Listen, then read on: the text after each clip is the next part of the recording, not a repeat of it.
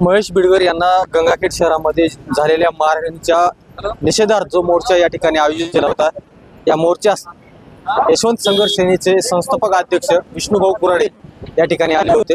आणि या मोर्चाच्या अनुषंगाने आज काय काय प्रक्रिया झाली आणि नेमका या निषेधार्थ मोर्चाचं फलित काय झालं आहे या बाबतीत आपण त्यांच्याशी संवाद साधणार आहोत। विष्णुभाऊ, सर्वप्रथम तुमचं स्वागत आहे लोकशाही भारत टुडेमध्ये। नमस्कार।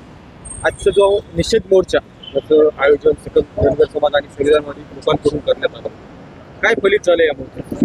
नाही, या मोर्चाचं फलित म्हणजे सर्वप्रथम जे आमचे समाज बांधव आहेत महेश बिडकर, त्यांच्यावर जो हल्ला झाला त्या हल्ल्याच्या निषेधार्थ सर्व समाज या ठिकाणी आज एकत्र आला आणि सर्व महाराष्ट्राने बघितलेलं आहे।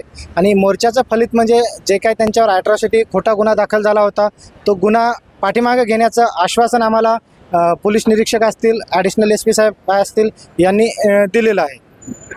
हा सर्व म्हणजे आता आपण महेश बिडकर सोबत चर्चा देखील केली असेल, एकंदरीत हा काय प्रकार आहे?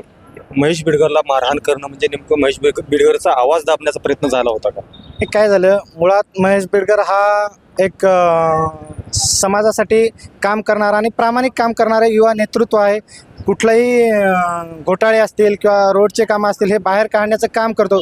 त्यावेळेस मग असे जाणीवपूर्वक कट कारस्थान करून इथले जे प्रस्थापित आहेत राजकीय लोक आहेत त्याचा आवाज कुठेतरी दाबण्याचा प्रयत्न करत आहेत, पण त्याचा आवाज इथून पुढं कुठेही दबल्या जाणार नाही। त्यासाठी आम्ही सर्व यशवंत संघर्ष सेना ठामपणे त्याच्यासोबत आहोत। यशवंत संघर्ष सेना अशीच यापुढे देखील महेश बिडकरच्या पाठीशी उभी राहणार आहे का? या महाराष्ट्रामध्ये जेव्हा जेव्हा धनगर समाज बांधवांवर हल्ले झाले, याच्या अगोदरही आमचे महेंद्र महाराज मस्के यांच्यावर हल्ला झाला, त्यावेळेस सुद्धा आम्ही यशवंत संघर्ष सेनेच्या वतीने पुढाकार घेतला होता।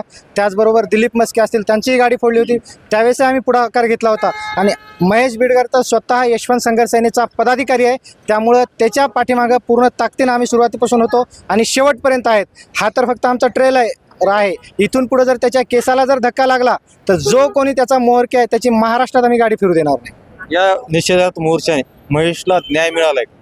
100% त्याला न्याय भेटलेला आहे, कारण जे कोणी आरोपी होते त्यांनाही अटक केलेलं आहे आणि जे कोण त्याच्या पाठीमागं मोहरके आहेत त्याचाही तपास या 4-8 दिवसात होऊन त्यांनाही अटक करू असं आश्वासन आम्हाला भेटलेलं आहे। ते होते यशवंत संघर्ष सेनेचे संस्थापक अध्यक्ष विष्णुभाऊ कुराडे। लोकशाही भारतसाठी मी संतोष रेड्डी, गंगाखेड।